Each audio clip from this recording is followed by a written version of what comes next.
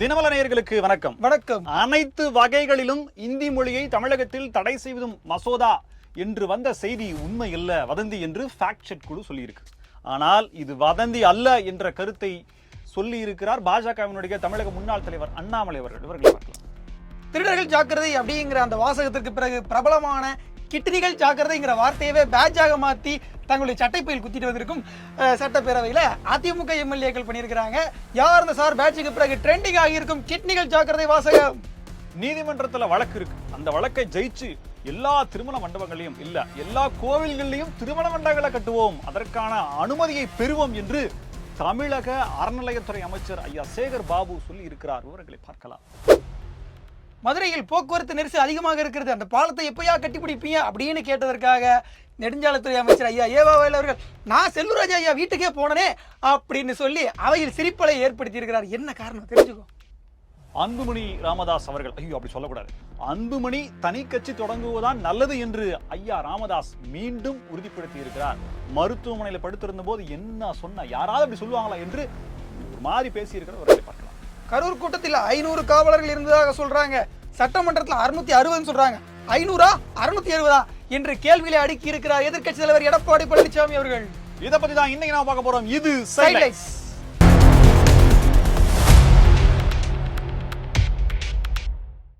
திராவிட model ஆட்சியினுடைய தமிழகத்தின் முதல்வரான அப்பா அவர்களுடைய ஆஸ்தான தளபதியான இந்து அறநிலையத்துறை அமைச்சராக இருக்கக்கூடிய ஐயா சேகர் பாபு அவர்கள் பேர் சொல்லிட்டாரு. அடுத்து எப்பயுமே ராஜாதிராஜ் அப்படின்னு தான் வரணும். பயங்கரமா இருக்கு. அந்த மாதிரி பார்க்க போனீங்கன்னா திருமண மண்டபம் எல்லாம் கட்டுறதை பத்தி கேள்வி எழுப்பின உடனே அதுக்கு என்ன பதில் சொல்றேன். இது குறித்தான வழக்கு நிலுவையில் இருக்கு. மொத்தம் ஒரு 84 சொன்ன மாதிரி சரியா 84 கோவில்களை நாங்க திருமண மண்டபம் கட்டுவதற்கான கட்டுவோம் அப்படின்ற மாதிரி சொல்லிருக்காரு. நீதிமன்றத்துல போய் ஜெயிச்சு அனுமதி வாங்கி நாங்க இந்த திருமண மண்டபத்தை கட்டுவோம். அது கட்டுன பிறகு அதுல முதல் முறையாக சுறா படத்தை போடுவோம் அப்படின்னு சொல்லல அவரு. இதெல்லாம் யார் சொன்னது? அவரே சொல்லியிருக்காரு. யாரு? இந்து சமய அறநிலையத்துறை அமைச்சர் ஐயாவே சொல்லிட்டாரா? ஐயாவே சொல்லியிருக்காரு. அதனால வாங்கிருவாங்கன்ற பொறுப்புல இருக்கு. ஐயா இப்போ இந்து கோவில்கள்ல கட்டுவதற்கான வழக்கு தான் நடந்துட்டு இருக்கு. மக்கள் என்ன கேக்குறாங்க, மற்ற மதத்தை சார்ந்தவர்களுக்கு இடமெல்லாம் இருக்கு, நீங்க அங்க கோயில கட்டி அவங்களுக்கும் அங்க திருமணம் பண்ணலாமே, அப்படி இல்ல நீ எங்க வேணா மற்ற மதம் எந்த மதம் வேணா இருக்கட்டும் அங்க நீங்க அந்த வேலையை செய்யலாமே அப்படின்ற மாதிரி கேட்டிருக்காங்க. ஆனா அவர் இந்து சமய அறநிலைத்துறைக்கு தான் அமைச்சராக இருக்கிறார் அப்படின்ற நம்ம திராவிட உருட்டை போடுவோம். 1000 ஆண்டுகளுக்கு முந்தைய கோயில்கள்ல பல கோயில்கள் இன்னைக்கு திருப்பணிகளும் அது தொடர்ந்து குடமுழுக்கும் நடந்துட்டு இருக்கு. அதையெல்லாம் பத்தி பேசாம அதையெல்லாம் மறைச்சிட்டு இதையெல்லாம் பத்தி பேசுறாருன்னா இவர் யாரா இருப்பார்? வர்றேன். இந்த திருப்பணி குடமுழுக்கு செப்பனிடுதல் புதுப்பித்தல்னு பண்றீங்க இல்லையா, இதெல்லாம் பண்ணினதுக்கு அப்புறம் 4 மாட வீதிகளுக்கு மட்டுமல்ல கோவிலுக்குள்ளேயும் தண்ணீர் மழை நீர் தேங்கி இருக்கிறது. தமிழனுடைய கட்டிடக்கலையாக கோவில் இருந்த வரைக்கும் கோவில்ல தண்ணி நிக்கல, எப்போது திராவிட கட்டிடக்கலைக்குள்ள போச்சோ அப்ப தண்ணி உள்ள வந்துருச்சு அப்படின்னு சொல்லி ஐயா பேசுறாங்க. ஐயா தண்ணி நிக்குதுன்னா மழை பெஞ்சிருக்கு, மழை மேலே தண்ணி மேலே 1000 வருஷமா மழையே பெய்யல, இப்போதான் மழை பெய்யுது. 1000 வருஷமா இருக்க இல்லாத பிரச்சனை இன்னைக்கு வந்திருக்குன்னா நீங்க மழை மேலே தண்ணி மேலே குத்த சொல்றதை விட்டுட்டு எதுக்கு திராவிட மாடல் ஆட்சி மேல குறை சொல்றீங்க? இதெல்லாம் நியாயம் மேல. நடிகர் வடிவேலுடைய காமெடியினால கிட்னி காமெடிக்கு புகழ்பெற்ற இடமாக மதுரை விளங்கியது. ஆனால் அண்மை காலகட்டங்கள்ல அந்த குடும்பையப்பா பேசுறேன், என்னாச்சு? நானே ரொம்ப பாதிக்கப்பட்டிருக்கேன். உங்க கிட்னி எடுத்தாங்களா? அது வரைக்கும் சந்தோஷம். ஒண்ணுங்க வயசானவங்க சந்தோஷப்படுறாங்க, ஏன் கிட்னி எடுக்க மாட்டாங்களே அப்படின்பாங்க. அப்படிலாம் கிடையாது. நிறைய பேர் கிட்டத்தட்ட 20 எடுத்துருவாங்களோ, 20-30 வயசுல இழந்து இப்ப 40-50 வயசுலயும் வாழ்ந்துகிட்டு ரொம்ப கஷ்டப்பட்டு இருக்காங்க. ஒரு பொருளை தூக்க முடியல, அல்லையில பிடிக்குதுங்க, நிறைய அந்த கஷ்டத்தெல்லாம் கேட்க முடியுது.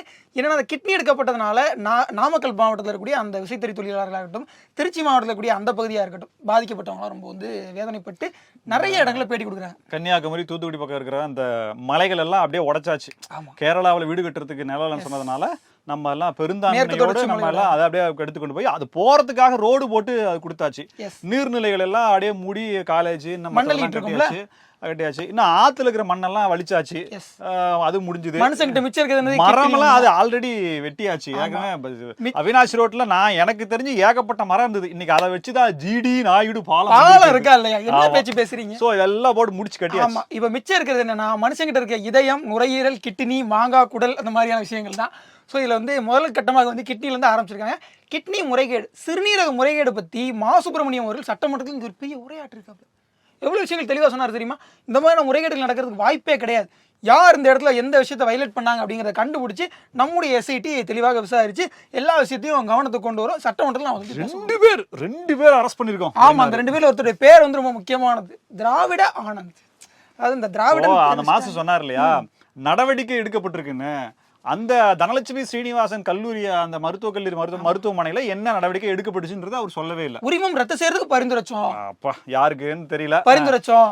ஆமா அப்படி சொல்றாரு. ரெண்டாவது பாத்தீங்கன்னா அதிமுக ஆட்சியில இதெல்லாம் திருடிட்டு தான் இருந்தாங்க. 2017 ஒரு குற்றச்சாட்டு வந்து தெரியுமா? ஆமா, இது வந்து முறைகேடு, அது வந்து திருட்டு. ஆமா, எஸ், அப்படிதான் நாங்க சொல்லுவோம்.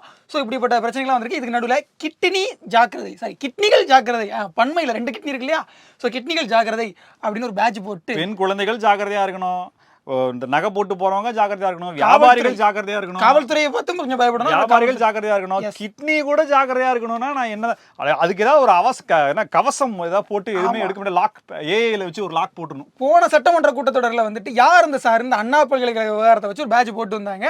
அந்த பேட்சுக்கு பிறகு கிட்னிகள் ஜாக்கிரதைன்னு இந்த பேட்ச் வந்து இப்போ ட்ரெண்ட் ஆயிருக்கு. அதுக்கு அந்த பேட்சை போட்டு அதிமுக எம்எல்ஏக்கெல்லாம் வீர நடை போட்டு உள்ள வராங்க. WHO வந்து அந்த ஒரு 3 இருமல் மருந்துகளுக்கு தடை விதிச்சிருக்கு. அது ஒரு பிரச்சனையா இருக்கு. அதுல பாத்தீங்கன்னா நம்ம பெருமை, தமிழ்நாட்டின் பெருமை உலகறிய செய்ய இந்த நம்ம மருத்துவத்துறை ஸ்ரீஷன் பார்மாசூட்டிகல்ஸ் அந்த மருந்தினுடைய அதனுடைய புகழும் வாங்கியிருக்கு. சோ தலைகுனிய விடமாட்டம் சொல்லி ஹூ வரைக்கும் கொண்டு போய் தலை நிமிர செய்திருக்கிறது நம்மளுடைய திராவிட மாடல் அரசு. அதாவது தமிழ்நாடு மருத்துவத்துறை எவ்வளவு சீரழிக்க முடியுமோ, எவ்வளவு மோசமாக்க முடியுமோ, எவ்வளவு சந்தி சேரிக்க வைக்க முடியுமோ அவ்வளவு நடந்துருச்சு. இந்தியை அனைத்து வழிகளிலும் தடை செய்யக்கூடிய மசோதாவை நிறைவேற்றம் அப்படின்ற மாதிரி ஒரு செய்தி வந்துச்சு. யாரு மசோதா கொண்டு வரா, எங்க கொண்டு வராங்க, சட்டமன்ற தொடங்கிடுச்சு, சட்டமன்றத்துல சொல்லி அப்படின்ற மாதிரி இருந்துச்சு. இதுல இன்னொன்னு என்ன அப்படின்னா, இது வந்து ஏதோ ஒரு சில ஊடகங்கள் யூடியூப் சேனல்கள் போட்டு சொல்லாதீங்க. திராவிட மாடலுக்கு சாதகமாக இருக்கக்கூடிய சேட்டலைட் சேனல்ஸ் எல்லாமே கார்டு போட்டிருக்காங்க. நீங்க இணையத்துல போய் எடுத்தீங்கன்னா தெரியும், எக்ஸ் வலைதளத்துல நிறைய இருக்குது. கிட்டத்தட்ட எல்லா மெயின் ஸ்ட்ரீம் மீடியாக்கள முன்னணி எல்லா ஊடகங்களுமே போட்டாங்க. சோ ஃபேக்ட் செக் என்று தமிழகத்தினுடைய தலையாய அந்த உண்மை கண்டறியும் குழு இருக்கு இல்லையா, சரிபார்ப்பகம், அவங்க வந்து சொன்னா இது இல்ல, இது தவறு, இது வதந்தி அப்படின்னு சொல்லி அவங்க உண்மையை சொல்றாங்க. அந்த மாதிரி எல்லாம் எந்த விதமான சட்ட மசோதாவையும் அவங்க கொண்டு வரல, அந்த அளவுக்குலாம் இவங்களுக்கு வந்து யோசனை வராது அப்படின்னு சொல்லி சொல்லியிருக்காங்களா? இது யோசனை வராது, எப்படி நடைமுறைக்கு எப்படி சாத்தியம்? அனைத்து வழிகளிலும் இந்தியை தடை செய்வோம்னா எப்படி இது சாத்தியமே இல்ல.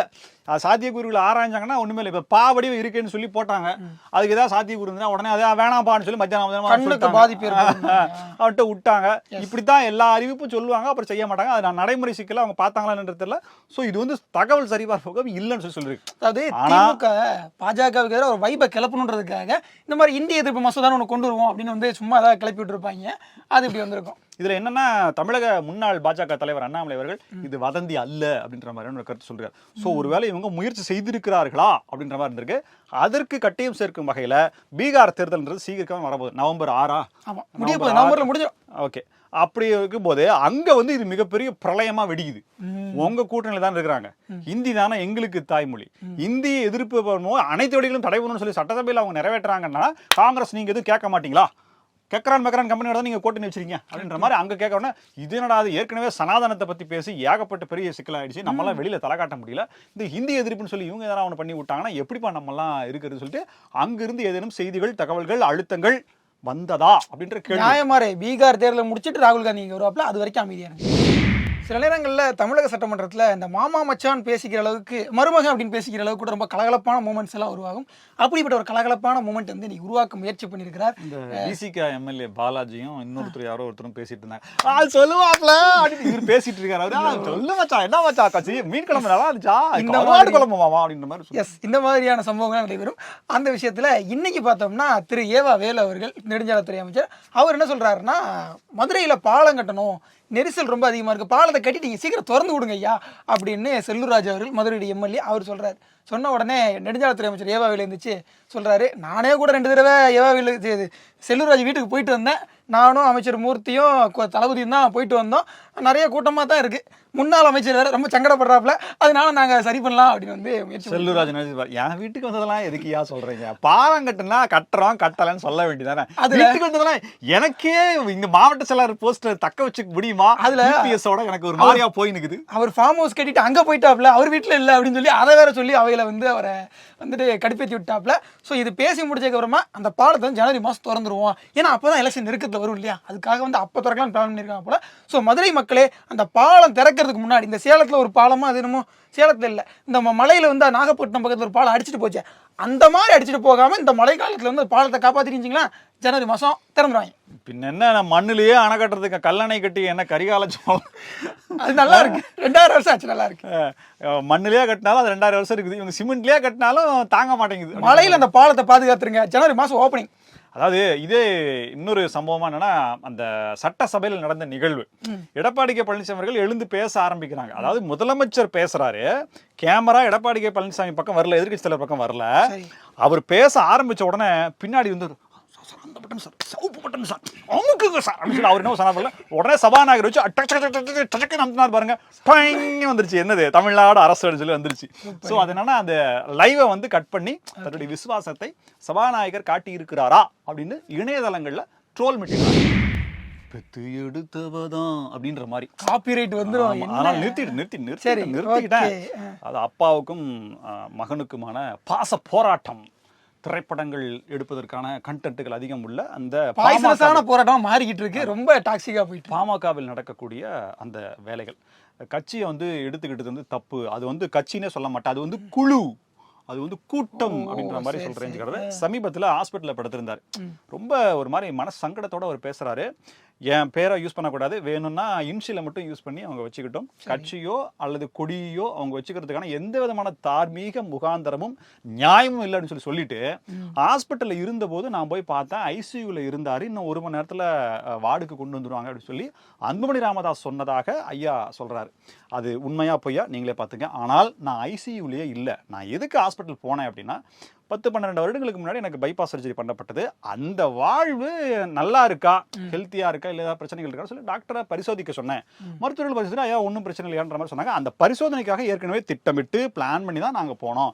எல்லா அரசியல் தலைவர்களும், தமிழ்நாட்டில் இருக்கிற எல்லா அரசியல் தலைவர்களும் தொலைபேசி வாயிலாகவும் நேர்லையும் வந்து எனக்கு நலம் விசாரிச்சாங்க.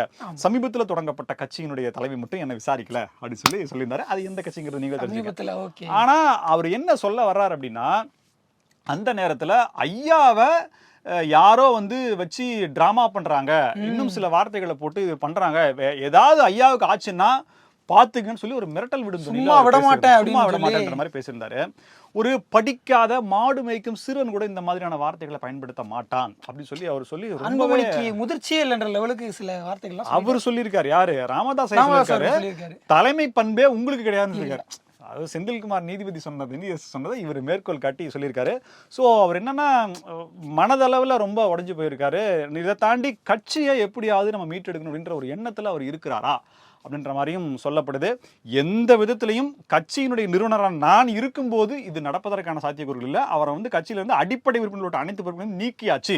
வேணும்னா நீங்க புது கட்சி ஆரம்பிச்சுக்குங்க, அது வந்து நீங்க எப்படியோ இருக்கட்டும், ஒரு சிறப்பான கட்சியாக இருக்கட்டும், ஒரு நல்ல வீரியமான கட்சியாக கூட இருக்கட்டும் சொல்லி வாழ்த்தும் சொல்றாரு. ஆனால் புது கட்சி தான் ஆரம்பிக்கணும்னு சொல்லி தெளிவா தீர்க்கமா சொல்றாரு. எல்லா கட்சிகளும் கூட்டணி கணக்கு போட்டுட்டு இருக்காங்க, பிரச்சாரத்துக்கு எப்படி பண்ணலாம்னு சொல்லி பிரச்சார வியூகம் வகுத்துட்டு இருக்காங்க. ஆனா இந்த நேரத்தில் கூட அப்பா மகனும் எளியும் புனையுமா அதை தாண்டி பரம எதிரிகள் போல அடிச்சுக்கிட்டு இருக்காங்க.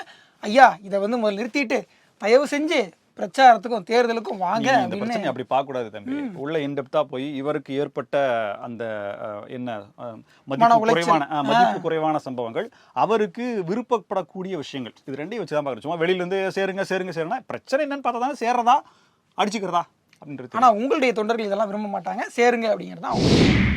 கரூர் துயரம் நேற்றைக்கு கூட சட்டமன்றத்தில் விவாதமாச்சு. இன்றைக்கும் கூட சில விஷயங்களை எடப்பாடி பழனிசாமி அவர்கள் சட்டமன்றத்தில் வெளியே வந்ததுக்கப்புறம் கேட்டிருக்காப்புல. உள்ள வந்து பேச முடியாது, பேசினா லைவ் வேலை வந்து அதுக்கும் கூட எதனா சொல்லுவாங்க, கரூர் துயரம் இனிமே பேசக்கூடாது, கரூர் சம்பவம் அப்படின்னு சொல்லணும். அது என்ன கொலை சம்பவமா, துயரம் தான் அது. என்னன்னா உள்ள பேசும்போது லைவை கட் பண்ணியிருப்பாங்க போல. ஸோ இது எப்பவுமே நடக்கிறது தானே. அதனால வெளியே வந்து தான் நம்மளால ஃப்ரீயாக பேச முடியும். சட்டமன்றத்துக்கு வெளியே வந்தோன்னா எடப்பாடி பழனிசாமி கேட்டிருக்காரு. 660 போலீஸ்காரங்க அந்த கரூர் வேலுச்சாமிபுரத்தில் பாதுகாப்பு கொடுத்தா சொல்றீங்க, சட்டமன்றத்தில் நீங்க தான் சொல்றீங்க. ஆனா 500 பேர்னு ஏடிஜிபி சொல்றாரு. 500 660 எது உண்மை அப்படின்ற ஏடிஜிபி சொல்றது உண்மையா அப்படின்னா முதலமைச்சர் சொன்னது பொய்யா, முதலமைச்சர் சொன்னது உண்மைனா ஏடிஜிபி சொன்னது பொய்யா அப்படின்ற கேக்குறாங்க ஐயா, கேள்வி மக்கள் நியாயமா கேக்குறாங்க. வருமா வராதா அதுதான் வந்து அவர் கேட்கிறாரு. ஸோ அது மட்டும் இல்ல, கரூர் வேலுச்சாமிபுரத்தை சரிவர பாதுகாப்பு கொடுக்காத நீங்க மற்ற விஷயங்கள் எல்லாம் வாய் திறந்து பேசுறீங்களே, இதெல்லாம் நியாயமா அப்படிங்கிற கேள்வி கேட்டிருக்காங்க. ஒரு நபர் ஆணையம் அமைச்சிங்களா, அவசர அவசரமா ஏன் அமைச்சிங்க, 32 பேருக்குமான அந்த உடற்குறாய்வை ஒரே ராத்திரியில் எப்படி முடிச்சிங்க, இப்படி பல கேள்விகளையும் சட்டமன்றத்தில் கேட்டு இதுல கிட்டத்தட்ட திமுக அரசியல் செய்திருக்கிற பச்சையான குற்றச்சாட்டை அடுக்கடுக்கு அடுக்கியிருக்காப்புல.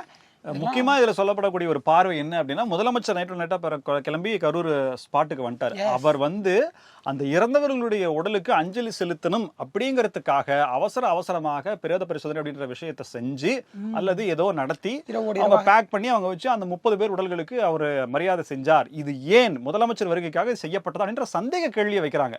உண்மை இல்லாத பட்சத்தில் எவ்வளவு சொல்லப்பட்டது என்று சொல்லும். இதே போல இன்னொரு தகவல் பாத்தீங்கன்னா, எடப்பாடி கே பழனிசாமி 3 மேடைகள் தான் இருந்தது, நீங்க எப்படி பண்றீங்கன்னு சொல்லி கேட்க உடனே அமைச்சர் மூர்த்தி அவர்கள் இல்ல 5 மேடை புதுசா போட்டு நாங்க அதை பண்ணணும்னு சொல்லி அமைச்சர் மூர்த்தி சொல்றாரு.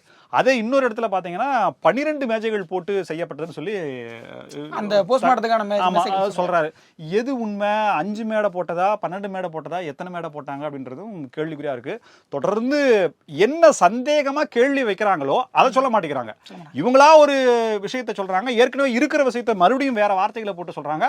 அந்த ஆட்சியில் நடந்து இந்த ஆட்சியில் சொல்லி இப்படியேதான் இருக்குதே ஒழிய என்ன கேள்வி வச்சோம் அதுக்கு என்ன பதில். ஒரு பதிலாம் எப்படி இருக்கணும், இத்தனை மணிக்கு வந்தாங்க, இத்தனை பேர் வந்தாங்க, இத்தனை நேரம் இவ்வளவு நடந்தது, இப்போ கொடுத்தாங்க, அதுக்கப்புறம் முதலமைச்சர் வந்தார், ஒரு டீ கோடா கொடுத்துட்டோம்னா யாருமே கேள்வி கேட்க போறது. கரூர் சம்பவத்தை பத்தி பேசினா உடனே தூத்துக்குடி சம்பவத்தை தூக்குறாங்க. ஸோ இது வந்து நியாயமே கிடையாது. கரூர் சம்பவத்துக்கு பதில் சொல்றதை விட்டுட்டு இன்னொரு பக்கம் மடைமாற்றுவதுங்கிறது அரசு. தூத்துக்குடி சம்பவத்துக்கு சிபிஐ விசாரணையை கொடுக்க வேண்டாம் என்று அப்போதைய தமிழக அரசு 18 வழக்கறிஞர்களை வைத்து பல கோடிகளை செலவு பண்ணி தடையாக இருந்ததா அப்படின்ற கேள்வி மக்கள் கேட்கிறாங்க. இதே போல பல புதிய தகவல்களோடு மீண்டும் உங்களை சந்திக்கிறோம். இது சைலைட்ஸ். நன்றி.